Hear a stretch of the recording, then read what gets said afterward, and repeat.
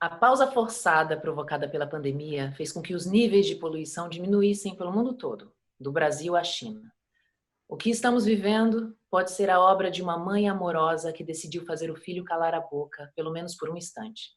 Não porque não goste dele, mas por querer lhe ensinar alguma coisa. Filho, silêncio. A Terra está falando isso para a humanidade. Escreveu Ailton Krenak, um dos mais conhecidos defensores da causa indígena e ambiental do Brasil. A pausa forçada foi benéfica para o meio ambiente, mas com a vida caminhando por uma tão chamada nova normalidade, como podemos salvar o planeta? Será que ainda dá tempo? Para responder a essa pergunta, tenho o prazer de conversar com Ailton Krenak. Ailton começou a participar da Organização dos Direitos dos Índios ainda nos anos 70, ajudando a criar a União das Nações Indígenas, um trabalho que contribuiu para a criação do Capítulo dos Índios, na Constituição de 1988, que garante o direito deles à terra. É também autor de Ideias para Adiar o Fim do Mundo e O Amanhã Não Está à Venda. Disponível, aliás, para download gratuito. Leitura mais que recomendada nesses tempos de muitas incertezas e poucas respostas. Bem-vindo à Casa TPM, Ailton. Obrigado, bom dia. Bom dia, Débora, pela acolhida. Eu estou à vontade com vocês. Ai, Ailton, bom dia, bom dia. Prazer enorme conversar com você. Nossa, olha, para começar a nossa conversa, eu queria perguntar como que tem sido para você esse período de isolamento? Porque você está esses meses na aldeia Krenak, não é? No meio Rio Doce, certo? Quais são as maiores dificuldades e o aprendizado desse momento específico? Então, Débora, nós já estávamos há 4 anos vivendo aqui sob um impacto de um grave, que eu chamo incidente, né, ambiental. E foi quando a lama da mineração derramou-se sobre o nosso rio, que passa aqui a 300, 400 metros daqui do quintal de casa. E foi uma coisa assim apavorante. Quem vê aquelas imagens daquela barragem estourando e as pessoas morrendo, atropeladas pela lama, por aquela violência indescritível, quem sobreviveu ficou com trauma, né? E a gente já estava vivendo esse estado de luto por tanta vida humana e não humana que tinha sido destruída com aquela barragem. E o próprio rio, né, o Atu, o nosso rio, ele está em coma até hoje. A gente diz que ele está em coma para contradizer a afirmação das empresas de que o rio morreu. A gente fala, não, ele não morreu. Porque se nós entendermos que ele morreu, a gente vai desistir dele. Nós, os Krenak, não desistem dele. Então a gente fica aqui velando o corpo do rio, cantando para ele, pensando nele, sonhando com ele.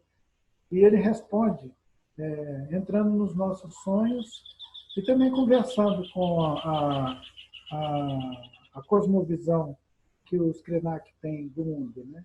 O rio responde. E nós estamos aqui, nesse espécie de suspensão, porque se nós já estávamos sendo supridos com caminhão-pipa, porque não pode usar a água do rio, o rio não dá mais peixe, o rio não dá mais aquela vitalidade que ele dá para quem vive na beira de um rio, né? Você sai correndo de manhã cedo e pular dentro do rio. É uma verdadeira maravilha, né? E quando você não tem isso, você sente a falta dele com mais intensidade. Eu sei que tem gente que vive na beira do rio e se esquece de correr para ele de manhã cedo. E se tiver alguém me escutando que tem um rio perto de casa, sai correndo, vai lá, pula no seu rio. É assim que nós estamos aqui. A gente está em suspensão, porque a gente não tem muitas coisas que a gente já teve, e agora estamos ainda por cima vivendo a experiência da quarentena coletiva. São 130 famílias que têm que vigiar uns aos outros, porque senão a pessoa escapa, vai para a rua, entendeu? Ou então traz gente de fora cá para dentro. E a gente não pode fazer isso, a gente não pode pensar que nós estamos no Leblon, né? Eu vi que há alguns relatos que diante da ameaça assim, do vírus, alguns indígenas se refugiaram também na selva, tipo, numa volta a um antigo modo de viver, assim, uma debandada da cidade. O senhor tem acompanhado isso? É um efeito colateral positivo, tipo a volta dos índios para as aldeias nesse momento? Então, esse assunto é tão delicado.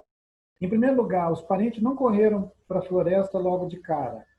Muitos deles correram foi para a cidade, caçando um hospital, que me deixou muito preocupado e um pouco triste, porque eu pensei, ora, se esses camaradas são a primeira, segunda geração de indígenas que estão convivendo com os brancos, diante de um risco, eles correm para a cidade, para os hospitais, será que eles estão perdendo a confiança na sua própria tradição, na sua cultura, seus ancestrais? Eles deveriam correr para dentro da floresta. Aí, março, abril, em algumas entrevistas que eu dei, eu comecei a gritar e dizer para o pessoal, vai para dentro da floresta, vai para o mato. E mesmo assim, alguns, cabeça dura, ainda foram caçar hospital em Manaus, até pedir para o governo botar hospital de campanha em Manaus. Aquele hospital de campanha em Manaus foi uma tragédia, porque os índios corriam para Manaus para morrer no hospital. Quando eles chegavam lá, não tinha o tal da infraestrutura, a logística não estava instalada. No Rio de Janeiro também, quando botaram os hospitais de campanha, eles tinham menos da metade dos equipamentos que estava previsto para oferecer ao atendimento de emergência. Então, teve indígenas que ficou em corredor de hospital, sentado numa cadeira ou no chão, esperando um encaminhamento. E, no caso das pessoas indígenas, ainda teve uma confusão a mais. Como tem um subsistema da saúde dentro do SUS, que é a CESAI, é uma Secretaria Especial de Saúde Indígena, o cadastro das pessoas indígenas para atendimento passa por esse subsistema. E os indígenas que estavam na cidade não tinham registro. Então, eles ficavam no hospital como indigente, sem poder ter atendimento. Quer dizer, eles ficaram num vácuo.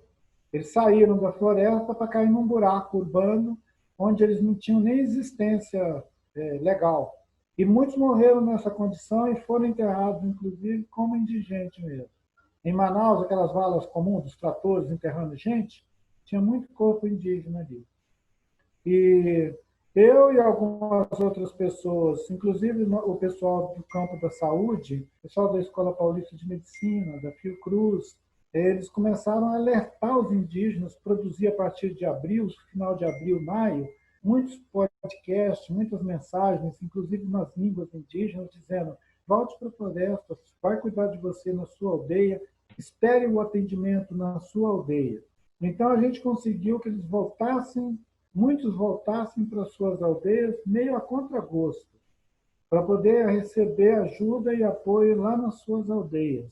A partir de maio, estou te contando a história, né? A partir de maio, junho, a maioria dos indígenas já sabiam que o hospital era alto risco, que era para ficar nas aldeias. Então, agora que nós estamos em julho, eu acho que o movimento é quase que totalmente de índios na floresta, índio nas aldeias, volte para casa, entendeu? Então, esse volte para casa está se concluindo agora no mês de julho, e eu espero que ele seja acompanhado agora daquelas medidas de apoio que estava sendo convocada durante 2, 3 meses, mas que esses apoios cheguem nas aldeias. Tem umas 3 campanhas agora veiculando, muito interessante. Uma delas mobiliza personalidades do pop internacional, Sting, e Sebastião Salgado, e uma turma assim, pessoal de Hollywood. Então está assim, a maior, como é que chama? A maior campanha de conscientização sobre o risco de destruir a floresta amazônica e a importância dos indígenas serem ajudados agora a ficar dentro da floresta, porque reúne várias condições positivas. Uma é preservar a floresta. 2 é preservar a vida das pessoas dentro da floresta. E juntos criar uma perspectiva de futuro para essas pessoas que não seja só correr para a cidade em busca de ajuda. Tem um trecho nesse livro agora que você lançou esse ano, Amanhã Não Está à Venda, que fala que tomara que não voltemos à normalidade, pois se voltarmos é porque não valeu a pena a morte de milhares de pessoas no mundo inteiro. Entre todas essas mudanças necessárias e urgentes agora, quais são as mais inadiáveis que você considera para o momento atual? Nós temos muito prejuízo ambiental no planeta. Nós teríamos que parar de usar esses combustíveis fósseis, teríamos que parar de consumir como a gente consome, como se fosse uma doença e uma obsessão. Se a gente não parar isso logo, não adianta muito a gente mudar os hábitos depois, porque tem pouco tempo. Alguns cientistas falam que se até 2035 a gente não tiver feito essa mudança radical nas fontes de energia e no consumo geral, nós vamos inviabilizar a nossa vida aqui no planeta. Não é que o planeta vai acabar, nós vamos acabar. O planeta vai continuar. Mas aqui, muitas vezes a gente fica com a sensação de que que estamos numa armadilha, né? Boa parte das pessoas não pode simplesmente abrir mão dessa dinâmica para voltar a plantar o próprio alimento, por exemplo. Como é que a gente pode sair dessa armadilha? A gente não tem que concluir que a maior parte das pessoas não podem mudar. Isso aí é que pode ser armadilha, o engano. Todos podem mudar, todos. Todo mundo pode mudar. A gente precisaria de ter uma tremenda de uma revolução de costumes no planeta inteiro. O que você acredita que seria essas pequenas evoluções individuais para a gente começar a caminhar? Se a gente estivesse fazendo isso voluntariamente e com tempo, a gente podia até criar um roteiro. Mas nós não estamos fazendo isso voluntariamente, e isso vai acontecer porque a Terra vai cuspir a gente daqui. E quando a Terra nos cuspir, vai ser a experiência de alguém que vive em volta de um vulcão, por exemplo. Gente que se acomodou vivendo ao redor de um vulcão, de repente vê ele explodindo, já cuspindo fogo para todo lado. Não é uma cena muito acolhedora. E naquela hora a pessoa muda tudo. A micro-revolução acontece porque não tem outra coisa para fazer. Ou morre. E a possibilidade de milhares de pessoas morrer, não mais de uma pandemia, de um contágio, mas assim, nós estamos todo mundo folgadinho, dormindo, e um evento grande, planetário, mata milhões de pessoas. Isso não é ficção científica. Isso é o rompimento dos ciclos de regeneração do organismo de Gaia, esse organismo vivo da Terra, que é inteligente, tem humor, ele também tem limite. O limite dele está dado pelo fato de que no mês de maio, junho de cada ano, o consumo de energia no planeta entra já em vermelho e começa a comer o ano que vem. Eu costumo dar o exemplo de que é como se alguém no meio do mês tivesse gastado todo o salário dele. O resto do mês ele está em dívida. Nós estamos terminando todos os semestres do ano em dívida com Gaia, com o organismo vivo da Terra. Vai ter uma hora que ela vai apresentar a conta. Quando Gaia apresentar a conta, ela é generosa, maravilhosa, nos dá tudo, mas ela não é boba. E quando ela apresentar a conta, ela pode simplesmente arrancar nossas cabeças. Você acha que seria por essa reaproximação à natureza o caminho para a gente se reconectar? E como fazer isso assim no nosso dia a dia? A micro-revolução, essa mudança de cada um, ela vai mostrar para a gente, no sentido assim, da intuição também, da espontaneidade, o que nós temos que fazer para a gente relacionar de novo a nossa existência com os outros seres, com tudo. E nós temos que nos espalhar na vida, nos espalhar na vida. Se a gente se espalhar na vida, nós vamos compartilhar a experiência de viver com todos os outros seres. Vai deixar de ser essa coisa egoísta, do humano. O mais difícil foi a gente sair da casca humana, casca dura. A casca dura dos humanos. Independente da tradição, da cultura, tem uma casca dura dos humanos, que é achar que só o humano é que pensa, só o humano é que avalia, que nota que a Terra está esquentando, que está mudando o clima, só o humano. Os outros seres todos, não, os outros seres estão aí para a gente comer eles, socar eles, torrar eles.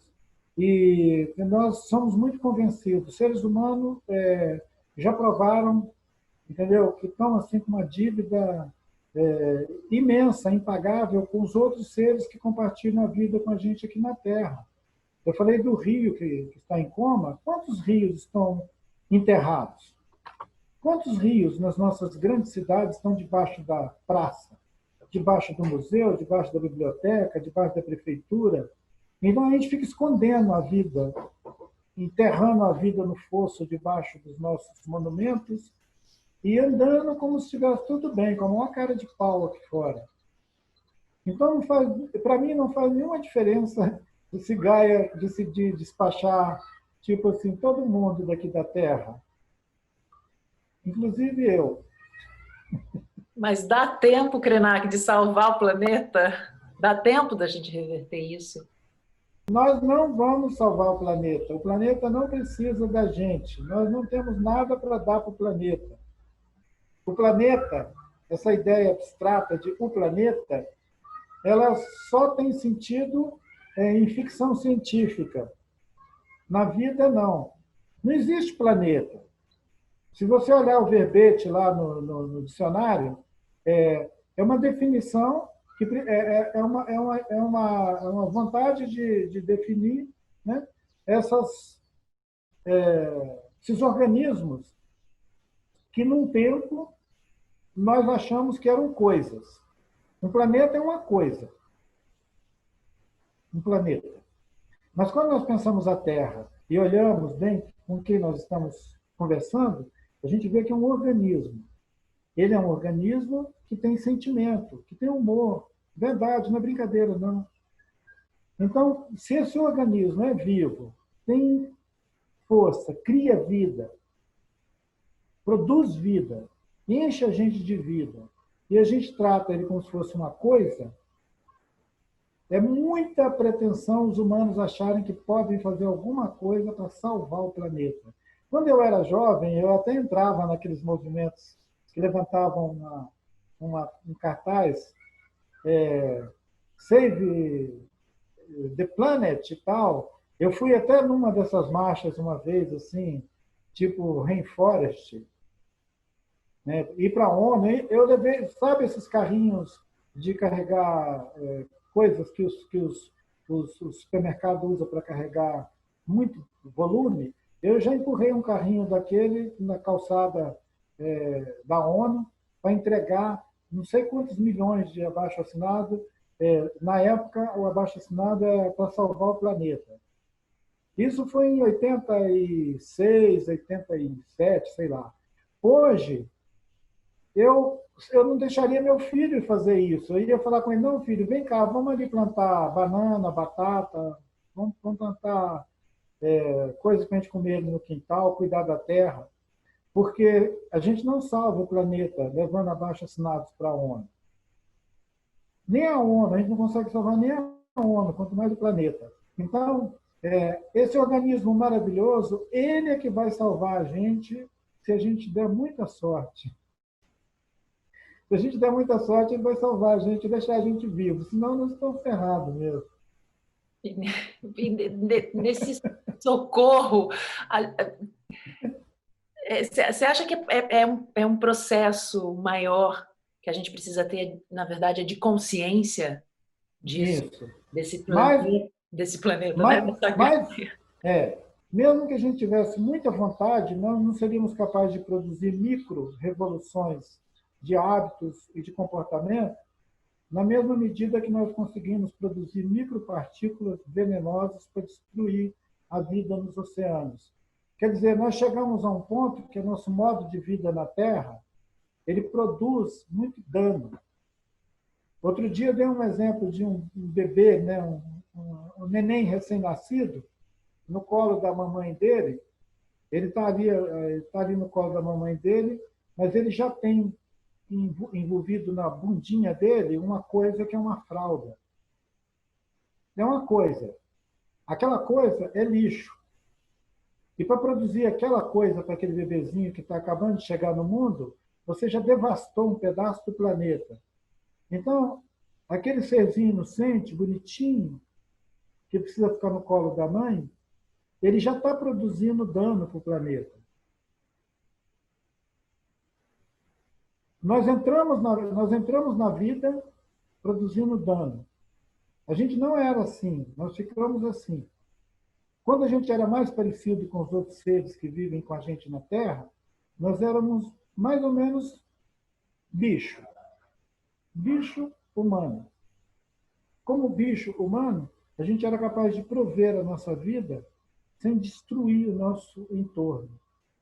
Quando a gente descobriu que a gente podia destruir o nosso entorno para a gente ficar legal, a gente não parou mais. E agora, quando um bebezinho nasce, se ele botar a digital dele, o digital dele já é vermelho, estou devendo. Ele já mudou o clima do planeta. Então, assim, nós temos um defeito grave. Nós estamos nos auto-iludindo sobre o futuro. Por isso que eu disse que o amanhã não está à venda. Se eu acreditar que o amanhã está à venda, eu posso dizer para a geração dos meus netos, que estão com 9, 8, 4, 10 anos, dizer para eles, meus netinhos, o futuro são vocês. Só que eu não tenho coragem de falar uma besteira dessa com os meus netinhos, porque isso é cínico e é uma covardia um adulto falar isso com uma criança hoje, que o futuro é esse. É uma covardia porque esse adulto comeu o mundo e está jogando a casca para os netinhos dele, dizendo o futuro é você. É isso que a geração da Greta está dizendo. Nós não queremos mais um mundo de adultos mentirosos governando a vida no planeta. Eles estavam dizendo isso quando a pandemia invadiu a Europa. E aquelas crianças foram todas silenciadas. Parece que a pandemia veio para silenciar uma voz que estava denunciando que nós estávamos no mau caminho. Se tem alguma coisa que eu espero para depois, é que essas vozes voltem com muito mais força, com uma capacidade tamanha que elas obriguem a parar mesmo, não porque vai ter um contágio, mas parar porque tem que parar. Agora, quando você fala com as pessoas que eles não podem sair para a rua porque senão eles vão pegar um contágio, alguns aceitam esse aviso.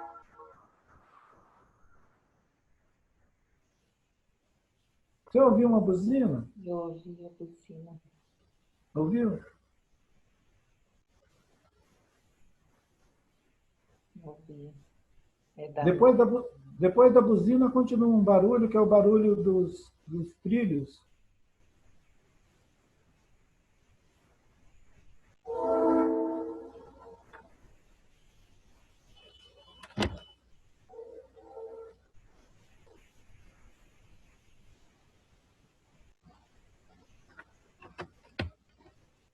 Essa madrugada, eu não costumo ficar acordando de noite, só quando eu estou muito preocupado.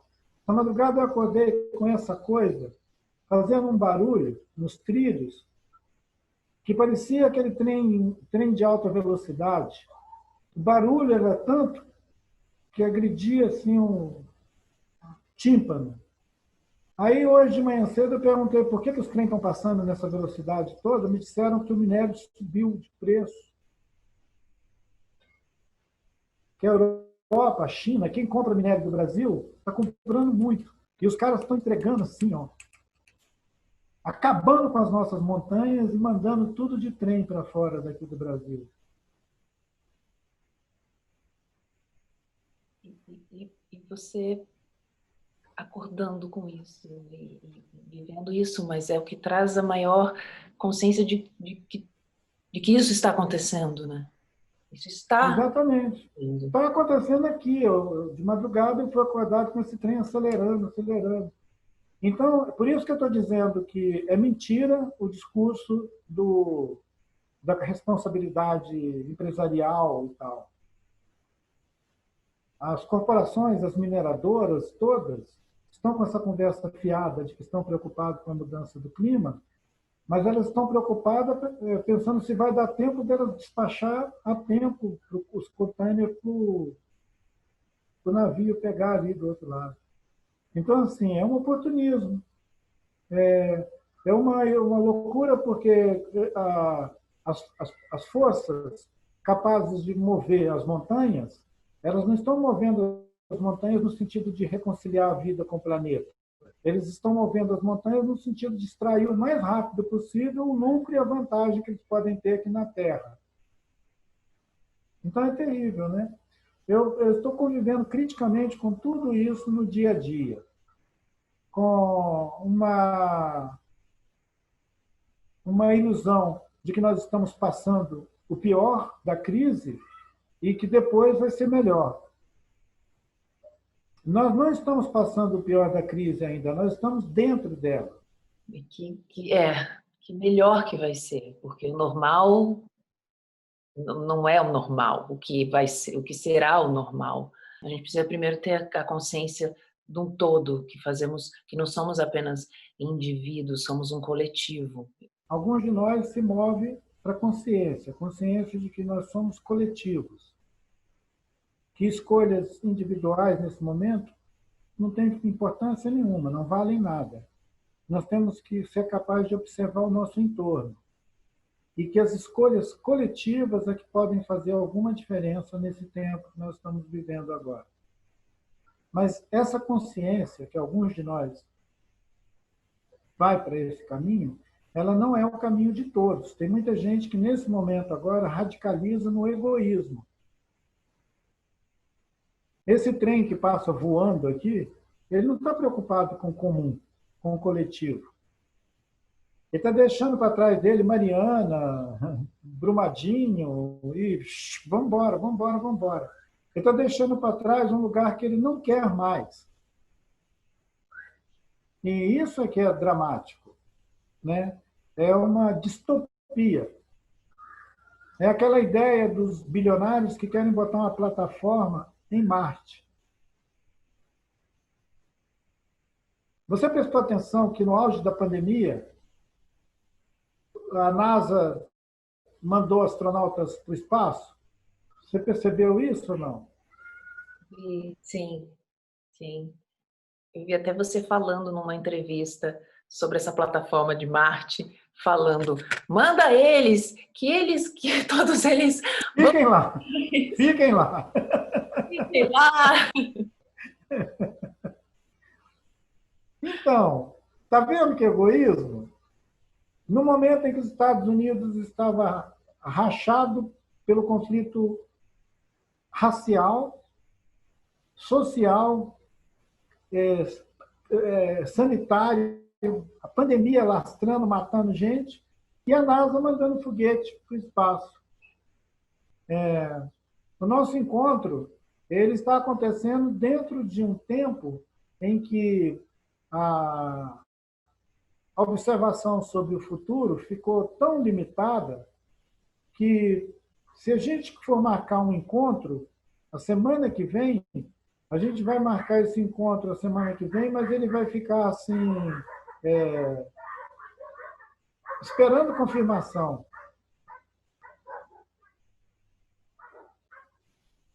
Nós compartilhávamos até muito pouco tempo atrás a ideia de fazer compromisso para setembro, outubro, novembro. Eu não consigo mais acreditar nisso. Se você vai falar comigo, aí em setembro, na primeira semana de setembro, eu vou falar, espera setembro a gente vê. Tem alguns convites que chegam para mim dizendo, a gente queria que você viesse em novembro. Eu olho assim e falo, nossa, que esse pessoal realmente eles são visionários. Acreditando. Uma coisa em novembro. É difícil. Estamos passando por um momento realmente que precisamos. Eu nem sei mais o que precisamos, Ailton. Eu precisava era te ouvir mesmo. Obrigado de vocês me chamarem para conversar hoje de manhã. Né? Obrigada, Ailton. Que incrível, que troca. Obrigada. Eu tenho uma filha pequena, de 2 aninhos, e todo esse processo de pandemia, todo esse processo de interiorização e entender que somos um todo, e não só nós, Todos, humanos, humanoides, mas todos, todo, todos. me expandiu e olho muito para ela de uma outra forma também. E parte disso foi te ouvir, parte disso foi entrar em contato com a sua fala. Obrigada, para mim eu tô muito feliz de estar aqui trocando com você. Viva! Gratidão.